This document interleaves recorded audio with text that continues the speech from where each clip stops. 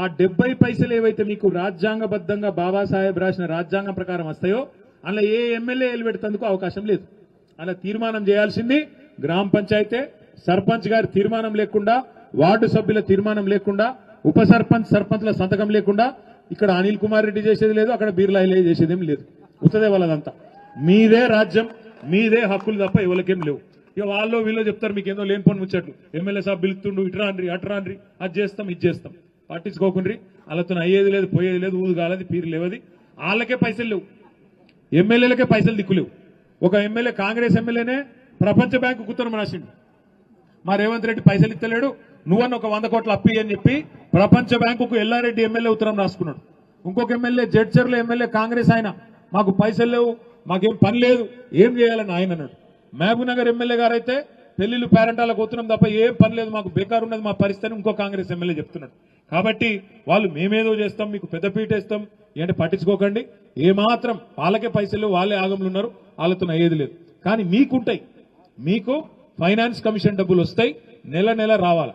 అయితే finance commission డబ్బులకు కేసీఆర్ గారి ప్రభుత్వం ఉన్నప్పుడు మనం పల్లె ప్రగతి కోసం ఏం చేసినామంటే రూపాయి పైకెళ్ళి కేంద్రంకి వెళ్ళి వస్తే రూపాయి మనం తోడేసి ప్రతి నెల జీతం ఇచ్చినట్టు నెల నెల గ్రామ పంచాయతీకి పల్లె ప్రగతి నిధులు ఆ రోజు కేసీఆర్ ప్రభుత్వం ఇచ్చేది.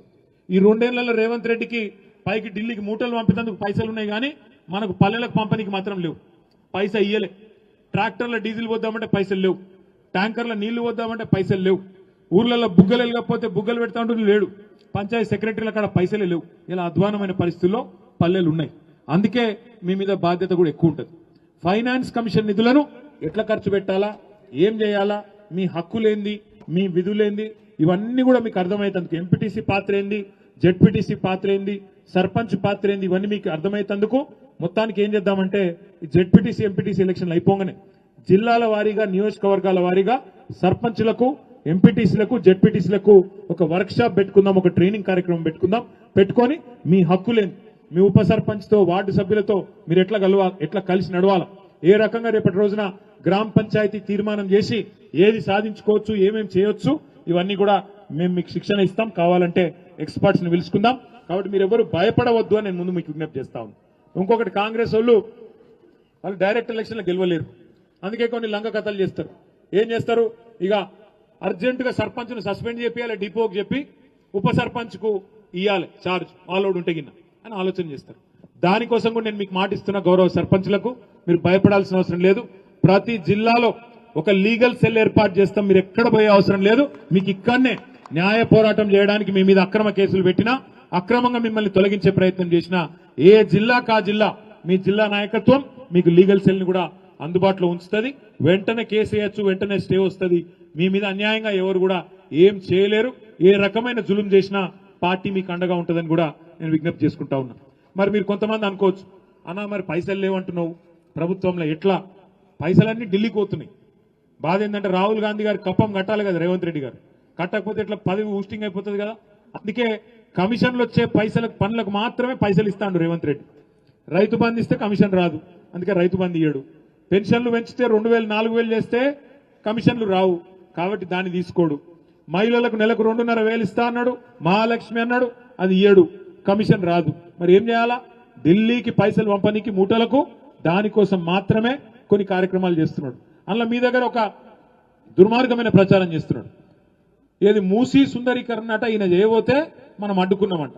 ఇక దానికి మీ కోమటిరెడ్డి వెంకటరెడ్డి, రేవంత్ రెడ్డి ఇంతటోళ్ళు కాదని చెప్పి ఇక్కడ పాదయాత్ర చేసిరు వలిగొండలో. నేను చూసిన, ఇక్కడ వచ్చి చెప్తున్నారు వాళ్ళు, మా నల్లగొండ జిల్లాకు, మా భువనగిరికి విషం దాగిపిస్తారువయా మీరు, మాకు మంచి నీళ్లు కిందికి తీసుకొస్తామంటే మీకేమవుతుంది అని చెప్పి లొల్లి పెడుతున్నారు వాళ్ళు. దయచేసి మీకు ఒక విషయం నేను వాస్తవం చెప్పాలి. కేసీఆర్ గారి ప్రభుత్వం ఉన్నప్పుడే, మన ప్రభుత్వంలో నేను మున్సిపల్ మంత్రిగా ఉన్నప్పుడే 1 2 కాదు 36 మురుగునీటి శుద్ధీకరణ కేంద్రాలు, ఎస్టీపీలు, సివరేజ్ ట్రీట్మెంట్ ప్లాంట్లు 4000 కోట్ల రూపాయలతో మనమే కట్టినాం. కట్టి మూసీలోకి వచ్చే నీటిని మొత్తాన్ని 100% సివరేజ్ ట్రీట్మెంట్ చేసిన ఘనత మన నాయకుడు కేసీఆర్ గారిదనే మాట నేను మీకు విజ్ఞప్తి చేస్తా ఉన్నా. సరే, మొత్తం పని కాలే, ఇంకా కొంత పని మిగిలి ఉండే. ఇలా నిజానికి రేవంత్ రెడ్డికి కానీ కాంగ్రెస్ ప్రభుత్వానికి కానీ చిత్తశుద్ధి ఉంటే ఆ 2000 MLDల మురికి నీరు ఏదైతే మూసీలోకి వస్తున్నదో హైదరాబాద్ మహానగరంలో, వాటికి ఎస్టీపీలు కడితే చాలు. దానికి అయ్యే ఖర్చు ఎంత, సుందరీకరణకు ఎస్టీపీలు కట్టడానికి మొత్తం అయ్యే ఖర్చు 16,000 కోట్లు. ఈ లెక్క కూడా మనమే గతంలో డిపిఆర్ తయారు చేసి పెట్టినాం. కానీ రేవంత్ రెడ్డి గారు ఏమంటున్నారు, 1,50,000 కోట్లు ఖర్చు పెడతారంట దానికి. 16,000 కోట్లతో అయిపోయే పనికి 1,50,000 కోట్లు అంటున్నాడు. దాన్ని అడ్డుకున్నాం మనం. ఈ దోపిడీ కరెక్ట్ కాదు. 16,000 కోట్లలో అయిపోయేదానికి 1,50,000 కోట్లు ఎందుకు చేస్తున్నావు, మీ ఢిల్లీ బాసులకు మూటలు పంపేందుక అని అడ్డుకుంటే ఇక్కడికి వచ్చి బదనాం చేస్తున్నాడు. మూసీ నాపుతున్నారు అంటున్నాడు. 16,000 కోట్లలో ఆ పని కూడా పూర్తి చేస్తాం. ఒకవేళ వీళ్ళు చేయకపోతే 2 నెలల్లో మన ప్రభుత్వం వస్తుంది, మనమే చేసుకుందాం. నల్లగొండ జిల్లాకు, భువనగిరి జిల్లాకు ఎట్టి పరిస్థితుల్లో మన పార్టీ ఎన్నడూ అన్యాయం చేయలేదు, గతంలో కూడా భవిష్యత్తులో కూడా చెయ్యము అనే మాట కూడా నేను విజ్ఞప్తి చేస్తున్నాను. చివరగా నేను మిమ్మల్ని అందరినీ కోరేది ఒకటి, పార్టీ గత 25 ఏళ్లుగా 2001 నుంచి ఇవాళ ఇంకో 10 రోజులలో 2026 సంవత్సరంలో అడుగు పెట్టబోతా ఉన్నాం. గత 25 ఏళ్లుగా ఈ ప్రాంతంలో బలంగానే ఉన్నది. 2001 నుంచి కూడా ఇక్కడ ఎంపీటీసీలు, సర్పంచులు భువనగిరి జిల్లాలో గెలిచిన వాళ్ళు ఎంతో మంది ఉన్నారు, సీనియర్ నాయకులు ఉన్నారు. నేను ఇక్కడికి వస్తుంటే లోపలికి మా రాజవర్ధన్ రెడ్డి అన్న కనబడ్డాడు. అట్లా ఎంతో మంది సీనియర్ నాయకులు, మా అమరేందర్ గౌడ్ సాబ్ ఇక్కడనే ఉన్నాడు.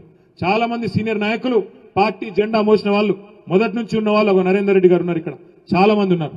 అట్లాంటి నాయకులందరూ కూడా వారిని స్ఫూర్తిగా తీసుకునే మనం కొట్లాడుతూ ఇవాళ 2 సార్లు ప్రభుత్వాన్ని నడిపినాం, 14 ఏళ్లు ఉద్యమాన్ని నడిపినాం. గత 2 ఏళ్లుగా ప్రతిపక్ష పార్టీగా సమర్థవంతంగా మన పాత్ర మనం పోషిస్తా ఉన్నాం. తప్పకుండా ప్రజల పక్షాన నిలబడదాం, కొట్లాడదాం. 6 గ్యారంటీలు ఏమైనా అడుగుదాం. రుణమాఫీ ఎందుకు మొత్తం చేయలేదో నిలదీద్దాం.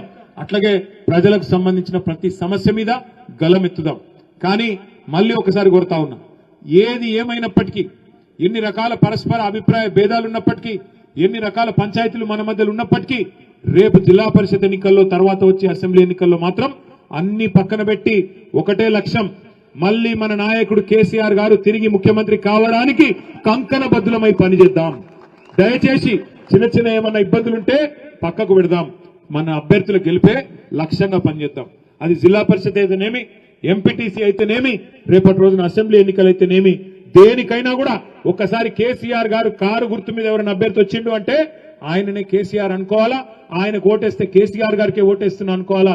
మళ్ళీ రాష్ట్రాన్ని మళ్ళీ పట్టాలు ఎక్కించడానికి, దారి తప్పిన వ్యవస్థను మళ్ళీ గాడిలో పెట్టడానికి ఒక అవకాశంగా తీసుకొని రేపు జిల్లా పరిషత్లో గాని, మండల పరిషత్తులో గాని, తర్వాత వచ్చే మున్సిపల్లో గాని, ఆ తర్వాత వచ్చే శాసనసభ ఎన్నికల్లో గాని గట్టిగా నిలబడి కొట్లాడదాం. ఇవాళ సర్పంచ్ల గెలుపు మనకు స్ఫూర్తినిచ్చింది. సర్పంచ్ ఎలక్షన్ లో మన పార్టీ అభ్యర్థులు చేసిన పోరాటం మనకు ఉత్సాహాన్ని ఇచ్చింది. ఈ ఉత్సాహంతోనే ముందుకు పోదాం. భవిష్యత్తులో ఇంతకుముందే నేను చెప్పినట్టు సంస్థాగత నిర్మాణం చేసుకుందాం. 2026లో మెంబర్షిప్ చేసుకుందాం, కొత్త కమిటీలు వేసుకుందాం. ప్రతి జిల్లా కార్యాలయం కలకల్లాడుతూ ఉండే విధంగా ప్రతి నియోజకవర్గంలో పటిష్టమైన యంత్రాంగ నిర్మాణం చేసుకొని శిక్షణ తరగతులు పెట్టుకుందాం. గెలిచిన సర్పంచ్లకు, ఎంపీటీసీలకు, జెడ్పీటీసీలకు వర్క్ షాపులు పెట్టుకుందాం. కార్యకర్తల శిక్షణ శిబిరాలు పెట్టుకుందాం. మీరు ఎక్కడికి పిలిచినా రాష్ట్రంలో తప్పకుండా వెంటనే వచ్చి మీ ముందుండి మీ కష్టంలో సుఖంలో నేను కూడా మీతో ఉంటా, మీ అన్నగా, మీ తమ్ముడుగా